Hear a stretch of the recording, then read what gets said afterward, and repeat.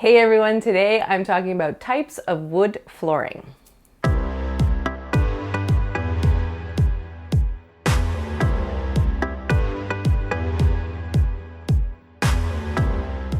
If you're familiar with my channel, you may know that I'm a big fan of wood flooring. I live in a climate that gets very hot in the summer and very cold in the winter.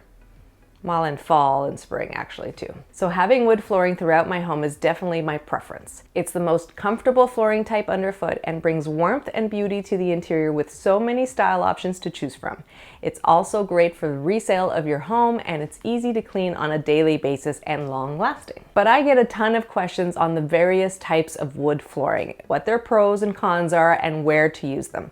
So let's break it all down. Hardwood flooring is the most common type of flooring because it's been around the longest. This is a sample of unfinished hardwood oak, and you can see it's a solid piece of oak. There is no other product type in this floor. It can come in a variety of widths and lengths, and the wood planks are usually nailed in place to a subfloor, which gives the floor the ability to expand and contract in various temperatures without it affecting the overall floor. Once the floor is installed, you'll need to select a stain color and have it finished on site. This means you can choose an endless number of colors and even sheen levels, also known as wear layers, to suit your own personal style. You can also have a pre-finished hardwood floor like this sample here. In this case, you are limited to the manufacturer's colors and sheen, but in most cases, it reduces your installation because once the floor is laid down, you're ready to move in, instead of waiting for the various steps of finishing the wood on site. The other great thing about pre-finished floor is that it's usually a little bit more durable than having it finished on site, because that wear layer on top of the color is done in a factory and is therefore more durable than doing it by hand yourself. In both cases, the cons are the following. Depending on the species of wood and the size of the planks, hardwood is an expensive flooring option. Hence the increased value when it comes time to resell your home. It's also prone to scratches and dents, so you need to be aware and take care of your floors. You can lessen that type of damage by focusing on selecting a hardwood species. Oak is a good option. And selecting a low sheen level where scratches and dents will be less obvious. This is especially true if you have pets. I love the look and feel of hardwood throughout my home, including my kitchen. I find standing on tile for long periods while cooking is uncomfortable. And with all the great options for the wear layer, you can have a durable wood floor even in a high traffic zone like the kitchen. And I love open concept living with wood flooring throughout. The next big category of wood flooring is engineered wood flooring. Engineered flooring is made up of several wood products. You can see that the very top layer of solid wood is very small in comparison to the overall thickness of the plank. The solid wood layer sits on top of a wood composite. The cost of engineered wood flooring varies widely depending on the type of species of wood on top and the type of composite on the bottom, and the thickness of both overall. The thicker the overall plank, the more expensive and the better quality. You can see this illustrated here. Two different types of engineered flooring. One will be priced higher than the other because of the differences in the two layers. The misconception with engineered wood flooring is that it isn't real wood. But it is real wood because of that top layer. And in some cases, the quality of the engineered wood planks will be comparable to hardwood, and therefore the pricing will be very similar to hardwood. So don't think of it necessarily as a cheaper alternative to hardwood. In some cases, it's priced about the same. And some of the reasons for that? Engineered wood flooring is more stable than hardwood flooring and is definitely better suited to a variety of climates.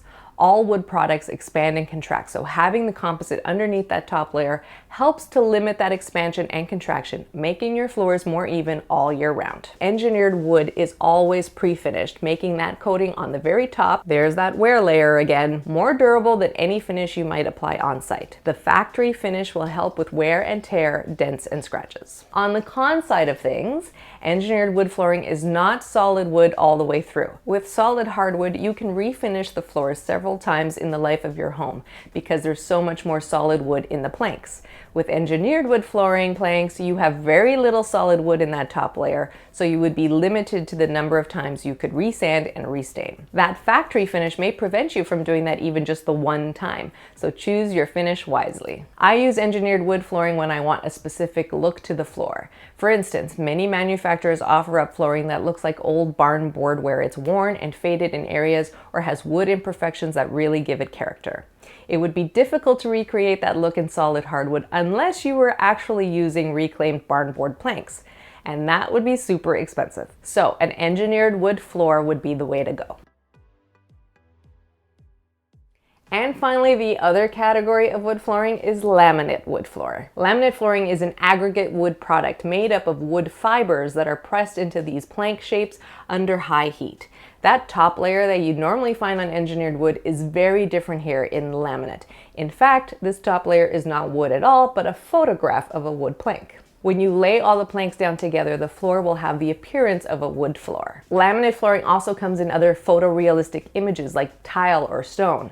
Again, they are all wood aggregates with an image of wood, stone, or tile on that top layer. The best part about laminate flooring is that it's inexpensive when compared to both hardwood and engineered wood flooring.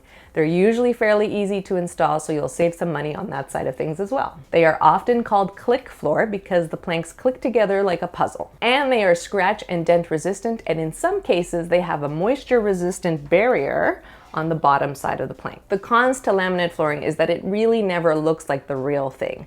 The photographs of the wood tend to be very repetitive, and so that makes it pretty darn obvious that the floor is not real wood, where each plank is normally very unique. The other con is the sound issue. Because laminate flooring clicks together, it's actually like a floating floor, and when you walk on that floor, there's a distinctive hollow sound because it's not technically connected to the subfloor. I tend to use laminate flooring in basements where some moisture might be an issue, but more importantly, where nailing a floor down would be impossible when you have a concrete subfloor. So here's your takeaway. Hardwood flooring is considered a value-added feature when it comes to the resale of your home. With today's technology, the look of wood can be achieved at many price points with engineered wood flooring and laminate varieties as well. Wood flooring's great appeal is due to its inherent warmth and comfort underfoot in a variety of styles and finishes. So choose wisely and choose wood. Thanks for watching this interior design tip. I'll have lots more design tips coming soon, so don't forget to subscribe to the channel. Hit that notification button so you don't miss the next video. If you have any other questions about wood flooring or would like me to talk about the various species of woods available, leave a comment below. If you found this video helpful, please hit that like button. Thanks again for watching, and I'll see you soon.